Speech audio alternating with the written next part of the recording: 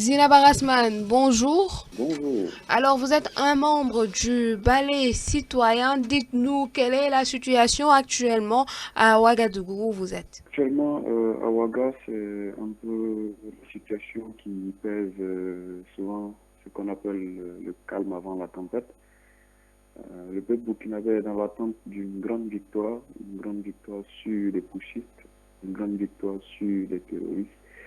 Et l'armée burkinabé est aux aguets, elle est postée aux différentes entrées de la ville de Ouagadougou et attend que les choses prennent une autre tournure avant une quelconque action.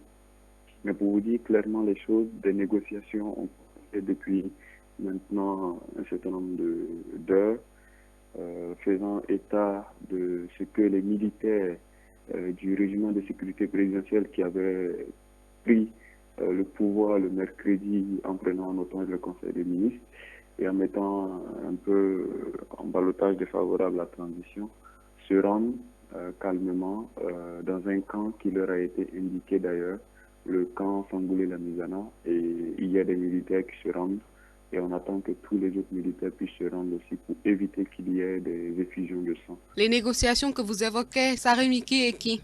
En fait, c'est entre l'armée régulière et le régiment de sécurité qui a quelques hommes encore qui sont cantonnés autour du palais présidentiel et dans un camp qu'on appelle le camp Nabakom qui est juste derrière le palais présidentiel où ils sont retranchés actuellement.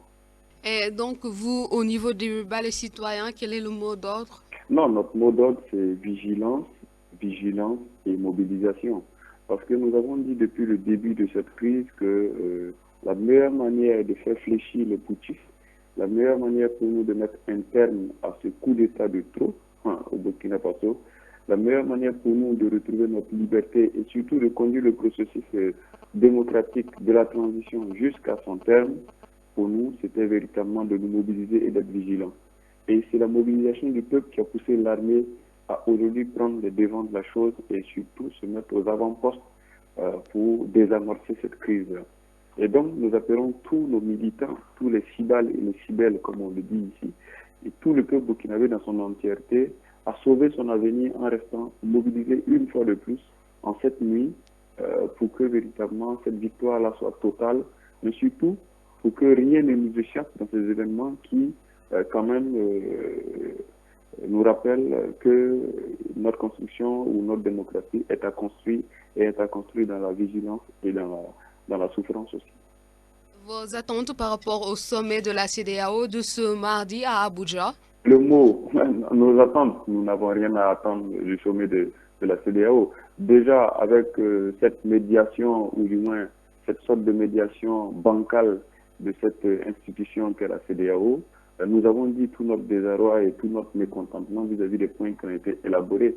Parce que si la CEDEAO doit cautionner maintenant que des militaires prennent des armes pour revendiquer des choses qui sont purement politiques, notamment une inclusion des gens qui n'ont pas eu le courage politique de dire à Blaise Compaoré qu'il ne devait pas modifier l'article 37, si les militaires doivent prendre le pouvoir, mettre fin à un processus de transition, si les militaires doivent prendre le pouvoir, terroriser le peuple et nous conduire à des morts autour de 10 à 17 personnes et être cautionnés ou du moins être adulés par la CEDEAO, notamment avec cette sorte de médiation qui a été orchestrée par les deux présidents Yahi Boni et M. Macky Sall, nous sommes en droit de dire que la CEDEAO a montré une fois de plus son inutilité et c'est une institution aujourd'hui que tous les Africains se doivent de ne pas respecter avec ce qui se passe au Burkina Faso. Et nous appelons tous les chefs d'État qui vont se réunir à avoir un point de vue cohérent, réaliste et logique en soutien au peuple burkinabé. C'est le peuple burkinabé qui doit dicter sa loi et non des putschistes ou des militaires. C'est le peuple burkinabé qui doit intéresser la CEDEAO et non les intérêts égoïstes et partisans avec un pacte signé avec quelques hommes quelconques.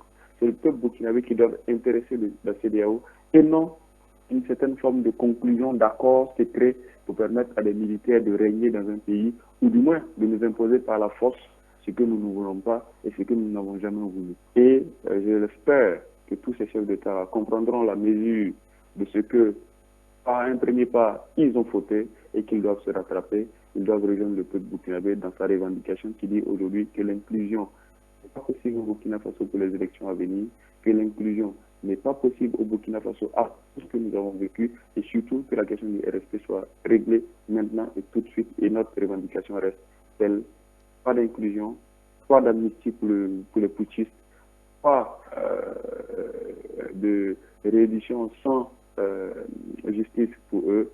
Et ça, c'est la position que nous, au niveau du ballet citoyen, nous tenons et nous martelons.